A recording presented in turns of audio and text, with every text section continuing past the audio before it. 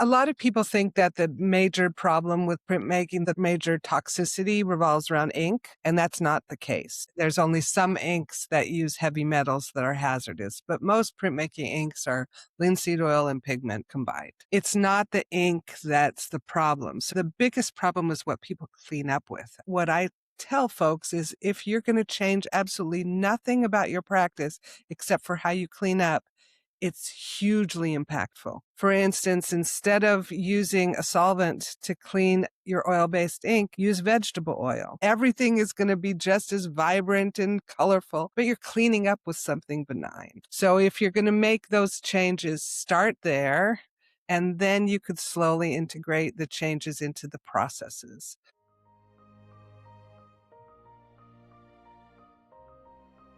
Hello, friends. It's me, Donna Bell, your host of To Hum is Human, a podcast where we explore the transformative power of tuning into our intuition to express our passionate purpose.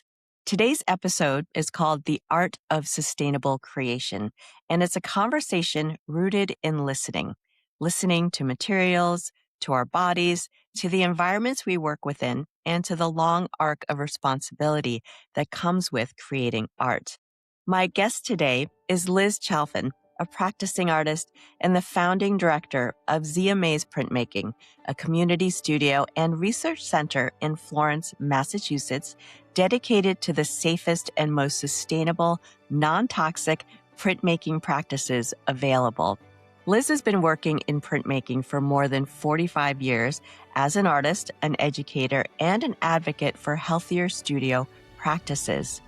Liz's path into sustainability didn't begin as a trend or a theory. It emerged through years of lived experience in the studio and the classroom, through teaching, noticing, and responding to what her body, her students, and her intuition were asking for. From transforming a traditional academic printmaking studio into a safer space to founding Zea Mays as a hub for research, education, and community, Liz has helped reshape how printmaking is practiced around the world.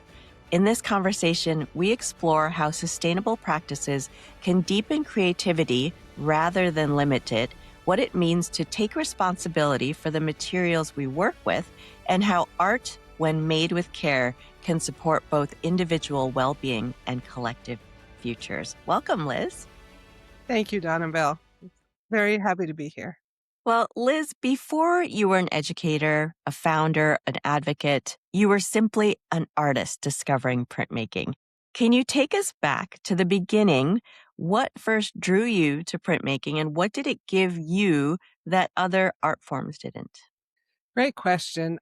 I came to art making later than a lot of artists. I came to it in my 20s. I had dropped out of college. I had explored all different kinds of majors in college. I was a religious studies major. I was an environmental science major. I was an art history major, and I couldn't really find where I wanted to land. I was at UC Santa Cruz in California at the time, and I took a interdisciplinary course on art and social engagement, or some title like that. And it brought me into a life drawing studio for the first time in my life. It got me to do community art projects for the first time in my life. And it really shook my world. And I dropped out of school not knowing what I wanted to do and worked for a year or so. And when I went back with a curiosity about art and printmaking, but not really knowing where I fit into that picture. But for me, when I walked into the printmaking studio, this was at California State University in Fullerton, California, Southern California. When I walked by the printmaking studio, there was this great music coming out of the room. And that's what drew me in was, okay, what's happening here where they're playing great music? And then to just see the kind of collaborative way people were working was a real attraction for me because community has always been important to me. So that's what drew me in. And then the printmaking processes that I learned in that studio, which are different than painting and drawing. There's something more give and take where you put something on a plate and then it responds, and there's this kind of callback of response to what's there. You make a mark, you're not quite sure how it's going to print. That mystery was so exciting, and that's really what hooked me and has kept me engaged for over 40 years. Well, wow, I did not know that about you, Liz. So this is always the fun part for me because I get to discover ways in which you came to where you are now. And how exciting, but it really actually feels very natural the way you're speaking about it, the way you are drawn back into going into art in a different way. Now, you've been engaged with printmaking for, like you said, over 40 years. When you think about your early studio experiences, what did you love most about the physicality and process of the medium? Yeah. I love the materials. I love metal, working on metal, wood, paper, ink. The materials, the physicality of the materials is really attractive to me. The push-pull, the ability to make something, take it away, put it back, that kind of back and forth, it just suits my personality and the way I like Mm, to work, and kind of the sense that I can start with a vague idea of where something's gonna go, but not having to commit to it, and it slowly evolves over the time, and I think that's another factor with printmaking is the kind of time it takes to make something and the mm. patience required. Well, I was just going to say that it's not an immediate effect. Like if you were to think about a la prima painting, where you're literally just putting paint on the canvas, what you see is what you get, and you just work with that. It's almost like this labor of love over time, and you have to be committed to seeing it through. And there's something about whatever that takes within the process to get to that point. And there's always editing, there's always adding, there's always subtracting. And because the materials are so forgiving, in that way, you can do quite a lot and get to so many depths within the print. And if people aren't really familiar with printmaking, could you just explain a very basic process of how printmaking works? Sure. I think most people are kind of familiar with potato prints, where basically you're making a matrix that holds the image, applying ink to that matrix, and then transferring that ink to paper. And there's Mm, all different ways to make matrices, and there's all different kinds of materials that one can use. Metals, limestone, wood, plastic, recycled packaging, they all form a matrix, and they all transfer their marks differently. mm, So you choose the matrix for the way it translates your mark making.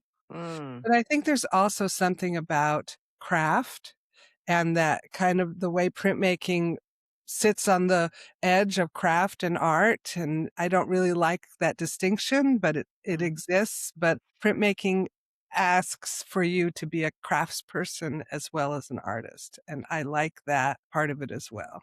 Well, there's a skill, obviously. When you're a craftsperson, you have to build a skill to be able to work efficiently with materials in ways that you want it to work. So I actually consider it a real highlight to be a craftsperson because there's this dedication to the integrity of the process.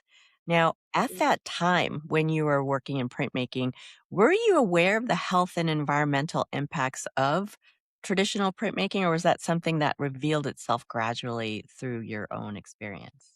Yeah, I wasn't aware and I wasn't taught about the safety issues and health impacts. The generation who taught me were very cavalier about materials. And so, we were smoking cigarettes in the studio or we were using volatile organic solvents and all kinds of things like that. And gloves were never introduced and respirators were never introduced and ventilation systems might exist, but whether someone turned them on or not was rare. So no, it was a much slower evolution of learning about the Mm, safety hazards. And it wasn't really until I started teaching that I mm. became aware.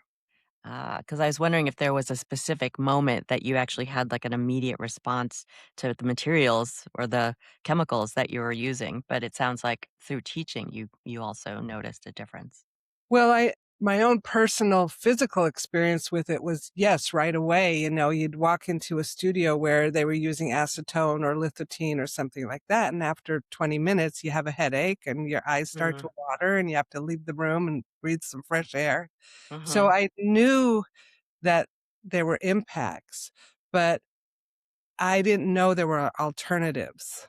And when I started teaching, that's when I became aware of alternatives. And that's what really kind of got me thinking about what are we exposing ourselves to as artists? And as a teacher, do I want to do this to the next generation? Mm. Well, as a teacher, you have a certain responsibility, right? When you're teaching a process, you also are imparting knowledge. And then what do you do with that knowledge and where can your students take it? And knowing that there is an alternative method must have been like an aha moment. But I imagine, though, you taught for 9 years at Whittier College. I'm curious about when you started thinking and then trying to implement some of the things you knew into your teaching practice? Like, did you start encountering any resistance or unexpected support from the college or colleagues or students? Well, so I was teaching as an adjunct lecturer, so I didn't have a solidified position there, but the chair of the department was very supportive of the changes I wanted to make. And I started getting serious about changing because they moved the print department to the basement of the old gymnasium where there was no ventilation. And that was a moment where I realized we have to do something differently because otherwise we're just going to be in this stew of chemicals. There was research going on in Canada and in Scotland on safer techniques, mostly involved with etching, which is one of the most chemically dependent printmaking medium. Uh-huh. And the people who were doing this research were so generous, and they would send me their notes and their files. And it was the day of the old printer, where the paper would come out and there'd just be stacks of paper on the floor. And I'd be reading through all these pages of alternative methods. It was before there were books published, before there was internet research out there. So I really benefited from that generosity. And it changed the way I taught too, because my students and I were kind of on an equal playing field then, where I had the experience of traditional printmaking that they didn't have, but a lot of these techniques were new to all of us. And it was great because it kind of changed from a hierarchical teaching process to a more kind of group discovery process. Mm. Yeah, collaboration, right? Collaboration, exactly. Hmm. And even though there wasn't a printmaking major at the school where I taught, there were enough engaged students that really wanted to explore this, that over the course of the years I taught there, we were really able to make some strides. Ugh, that must have been so fulfilling for you because you actually had a direct impact on the program at the time and the way in which they did things. Yes, unfortunately, when I left, I think it reverted back to traditional methods. But Hmm. for that time, it was changing, and that was also the time that I was having my children. So I was pregnant at one point while I was teaching. I had infants at different times, and I was concerned with my own health as well as that of my Mm. students. Did you actually continue working as a printmaker while you were raising kids? You know what you're taking home with you, right? And you're like, well, maybe I don't want to smell like this when I come home. But was there a moment when you realized that this type of work and this way of working needed its own dedicated home and Zea Mays printmaking had to exist? Well, yeah, the kernel of the idea of Zea Mays started when I was teaching college at Whittier College because I thought, okay, it's great for students who are enrolled in an academic program to be exposed to this, but what about all these artists who aren't in academia?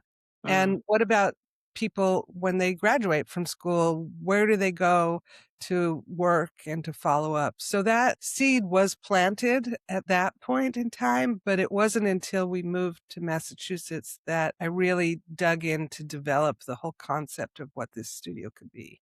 Tell us a little bit about the name Zea Mays printmaking, if you Sure. could. I was inspired by the artist Mel Chin, who did a piece in Minneapolis. I think it was called Revival Field. And he took this piece of land that was contaminated with heavy metals and he planted all these different plants in that plot of land that are hyperaccumulators. And these are plants that will pull the heavy metal toxins from the soil, store them in their leaves, and help restore the earth so that it's healthy again. Mm. And one of the plants he planted in that revival field was sweet corn, which the Latin name is Zea Mays. Ah. And I was so inspired by this project that I thought Zea Mays is a beautiful metaphor for wanting to take something that's toxic with heavy metals and make it healthy again. And Mm. so Zea Mays Printmaking kind of landed as the name. I love it. It's perfect. It's actually totally perfect. And I'm curious, why was it important for you? I mean, I have a notion of why, but why was it important for you to have Zea Mays be both a community studio and a research center, not just a place to make prints? Well, community studio, because I think community is so important. And especially in art making and printmaking specifically, what we learn from one another is so useful and helpful and connecting and vital. A research center, because I knew from the get go that this is not a static issue. It's not a black and white issue. This is safe and this is not safe, or this is toxic and this is non toxic, that our knowledge, our experience, what's out there to work with is going to evolve and change over time. And we have to be on the forefront of learning constantly.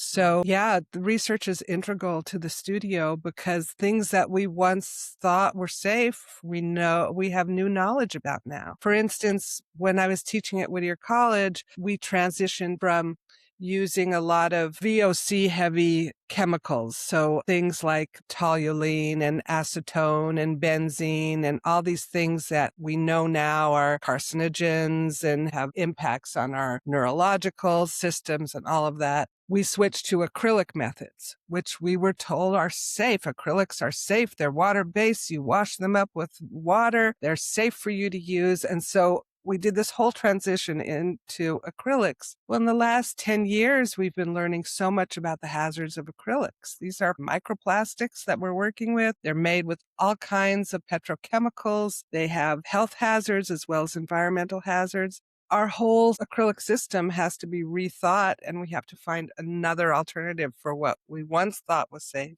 but now we know is no longer as safe as we once believed. Is there an option? Have they developed something?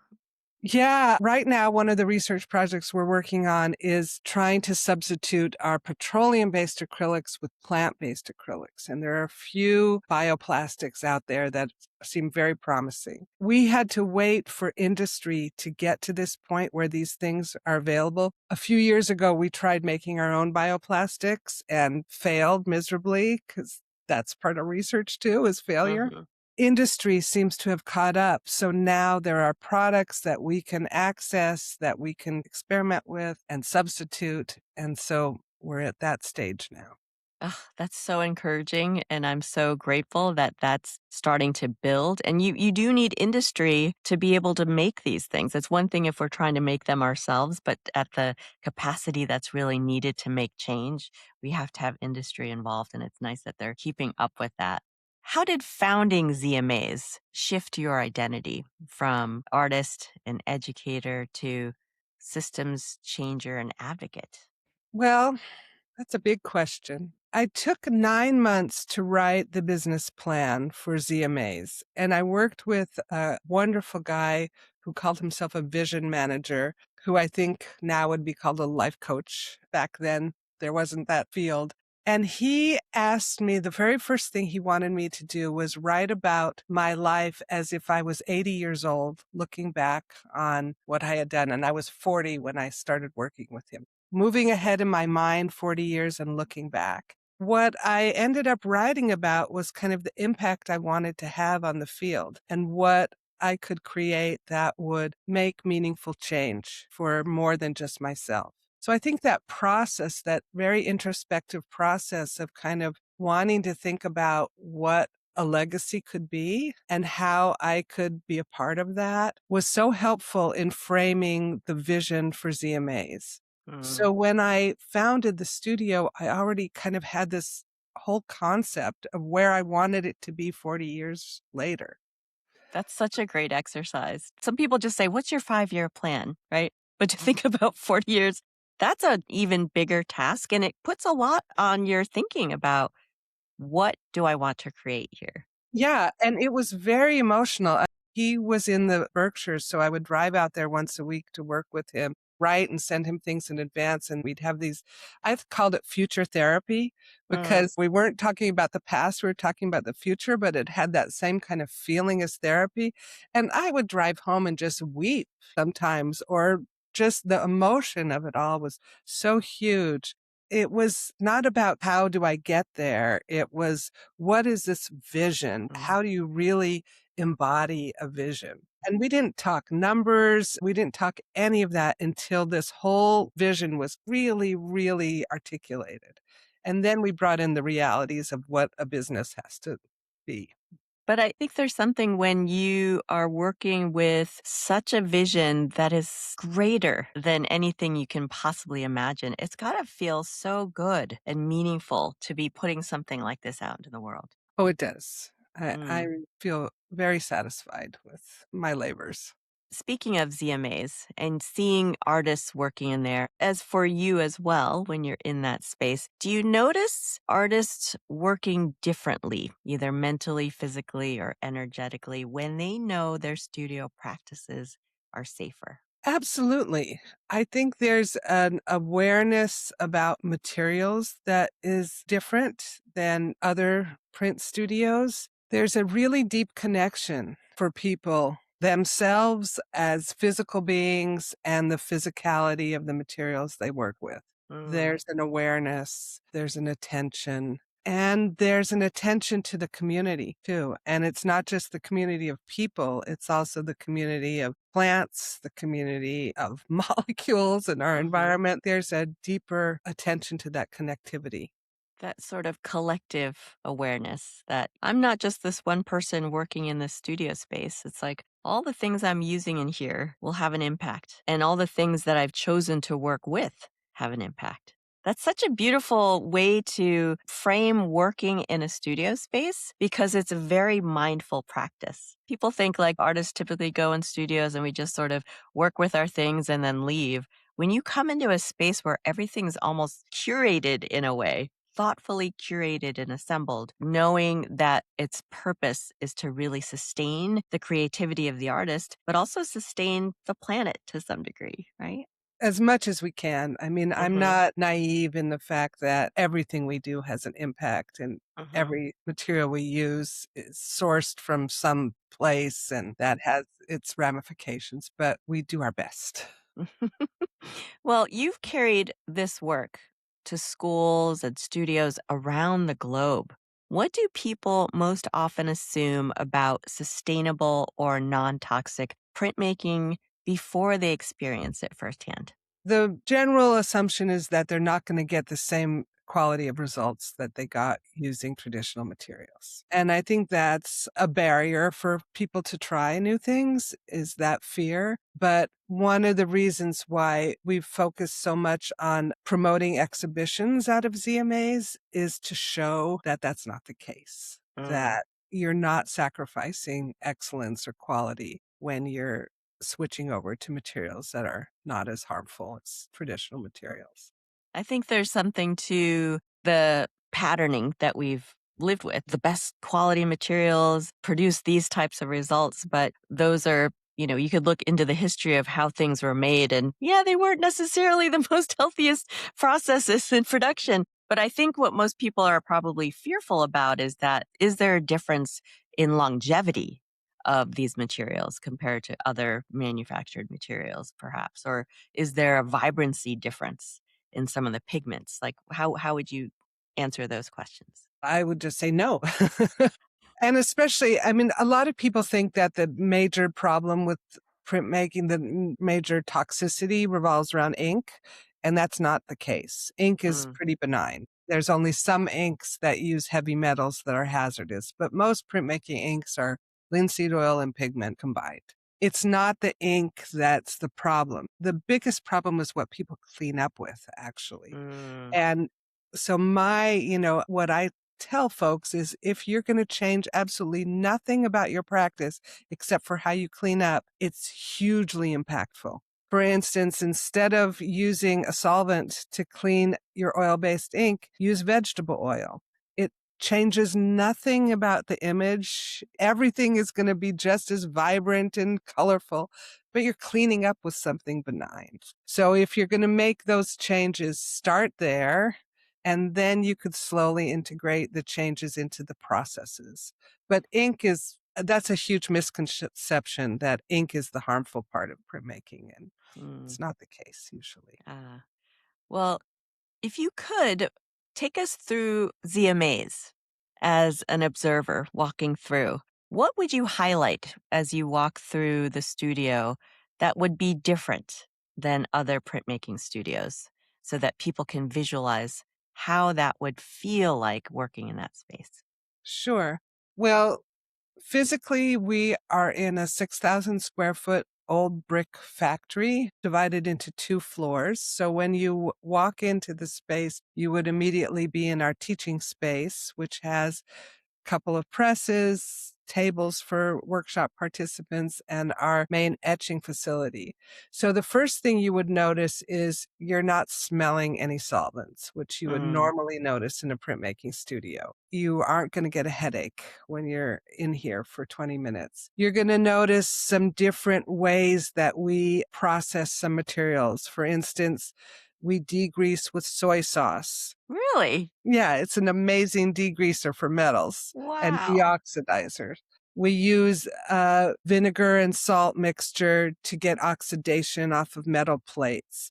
We use an airbrush to put an aqua tint on an etching as opposed to a rosin box or spray paint. So you're going to notice some of those kinds of differences around the studio. You'll notice in our screen printing studio that we do a process called flocculation, where we remove the plastics from the water. If people are using acrylic-based screen printing inks, we capture all the plastics before they go down the drain. So we Mm, keep that out of the water system because we know that these plastics are harmful to aquatic life. So you'll see buckets of ink water around the studio that are waiting to be flocculated. We also prevent any of the copper ions that are a residue from etching from going into the water system. So you're going to see a lot of buckets and giant coffee filters around our studio, which is not typical. mm, And you're going to see artists working with a variety of materials. Many of our artists are very interested in using old packaging materials to make printing plates, Tetra mm. Pak packaging, salad container lids and things like that. So you'll see a use of recycled materials. Yeah, and you'll also see a lot of very gentle support of one another. There's also several artists who are working with plant-based materials, making their own inks out of plant dyes. So you might see some little chemistry of marigolds being soaked in order to make yellow dye to make ink. So Mm. some things like that, which are different from a traditional studio. I mean, just you explaining this and me visualizing it, it just seems so robust and fertile in all the ways that you can imagine a working printmaking studio to be. And there seems like a beautiful system and a thoughtful system of how you use your materials. And do people generally wear gloves? Do they have to wear gloves with these processes?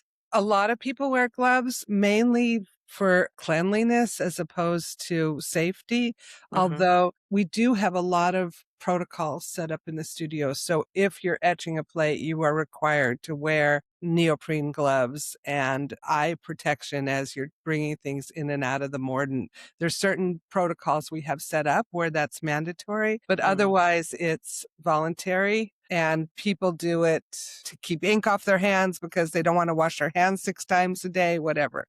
Right, right. The first thing I would recognize walking into a space is the smell.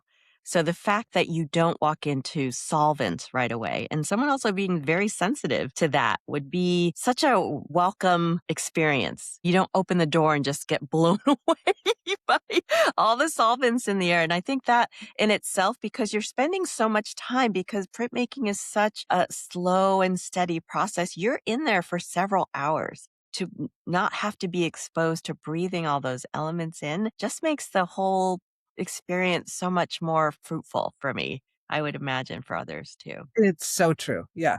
Yeah. And that's the most commented on thing when new people walk in here is the Mm, smell. the smell or the lack of smell. The lack of smell. Well, Liz, after decades of leadership and teaching, how do you stay connected to your own creative curiosity? Well, I'm constantly inspired by the artists that I get to be around every day. That is amazing to me because I'm seeing people really deep in their own practice, exploring things, and it's very inspirational.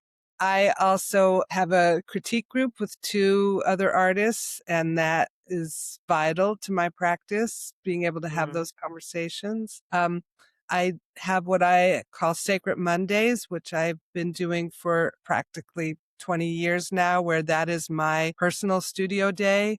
I don't answer email. I don't make appointments. That is my day in my studio to do my own practice, even if it means just staring at the wall. It's a dedicated time to do that. For me, my own art making is a way for me to process my experience in the world, and I need it as an mm, outlet. So it's as mm. much a necessity for my own well being as a way to express myself and be creative. I think for people like you who do so many things and wear so many different hats, really setting aside personal time is so important because it could easily get filled up.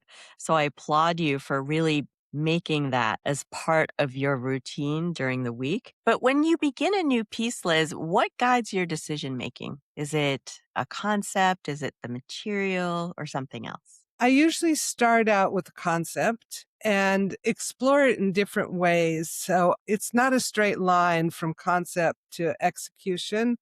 Usually I may do some drawings based on that concept and then find something within a drawing that resonates and then translate that piece to an etching and then see what the metal tells me and the materials tell me and respond to that. And then I do a lot of layered work where I'll take different images and lay them on top of each other, either through printing different plates or through wax translucent papers on top of each other. So sometimes it's a matter of just building components that I think Mm, eventually will come together into mm, something. So I mhm. can focus on just a certain aspect of an idea and then see how it comes together later on.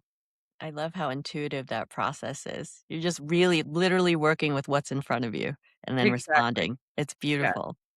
Well, for artists listening who would feel a little overwhelmed by changing their materials or methods, aside from the cleaning solution, what's really the first compassionate step you'd invite them to take?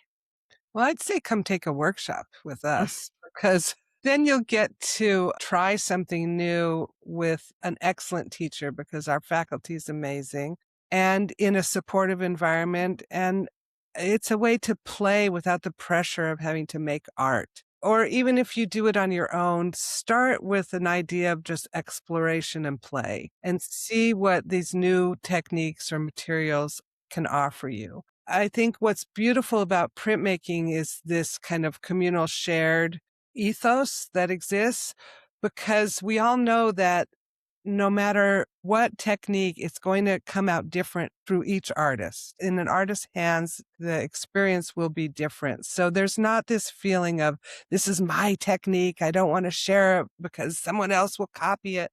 It's going to be different. Every artist is going to use it differently. So I think play is Mm. really important. Well, for those people who aren't in Massachusetts or nearby listening to this podcast, are there some resources you would recommend for them to look to figure out ways they can possibly change in small increments their studio practice? Absolutely. I mean, we have an online school. Oh, So great. you can come to zeamays.podia.com. We have recorded videos of many techniques that you can access. All of the research that we do here is free and available to the public through our online school. So you can download it and try it yourself. There's a new website that's being revived called nontoxicprint.com that's Mm, put together by Friedhard Kikaben out of Chicago. And that's a really good resource as well. Those are great, and I didn't know you had an online school, so that's even more wonderful for people who aren't in the area, and thank you for making those resources free. Sometimes it's prohibitive to do these workshops, but if you can have access to something that'll help you test it out yourself and learn, that's so wonderful. Where can folks find out more about you and Zea Mays Printmaking? Thank you for that question. But I just want to clarify, we have both pay for content and free content on our Mm. online school, and the research is all for free. The workshops and tutorials you pay for, but then you can use them over and over forever.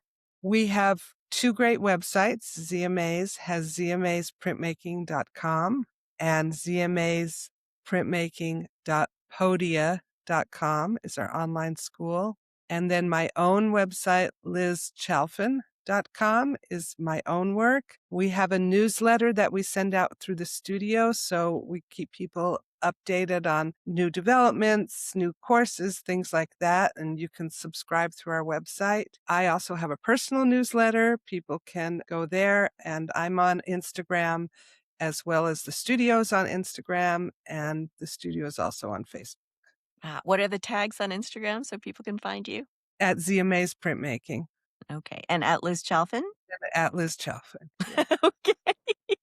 Well, Liz Chalfin, thank you so much for sharing your wisdom and your unwavering commitment to care in the creative process through Zea Mays Printmaking and your research. Your work is such a powerful reminder that sustainability isn't separate from creativity, and it's an expression of deep listening, really, and respect and long term love for the work we do and the world we live in.